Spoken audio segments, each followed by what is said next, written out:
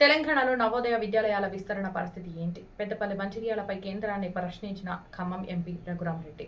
న్యూఢిల్లీ దేశంలోని ప్రతి జిల్లాకు జవహర్ నవోదయ విద్యాలయం ఏర్పాటు చేయాలనే లక్ష్యాన్ని కేంద్రం ప్రకటించినప్పటికీ తెలంగాణలో ఆ లక్ష్యం ఇంకా పూర్తిగా అమలు కాలేదని, కొత్త జిల్లాలో నవోదయాల ఏర్పాటు ఎందుకు జరగడం లేదని, పెద్దపల్లి మంచిర్యాల జిల్లాలో ప్రతిపాదనలు ఉన్నాయా అంటే అవి ఏ దశలో ఉన్నాయి వివరించాలని ఖమ్మం ఎంపీ రామసహాయం రఘురామరెడ్డి లోక్సభలో సోమవారం ప్రశ్నించారు. దీనికి కేంద్ర విద్యాశాఖ సహాయ మంత్రి జయంత్ చౌదరి సమాధానమిస్తూ దేశవ్యాప్తంగా నవోదయాల ప్రస్తుత పరిస్థితిని వివరించారు.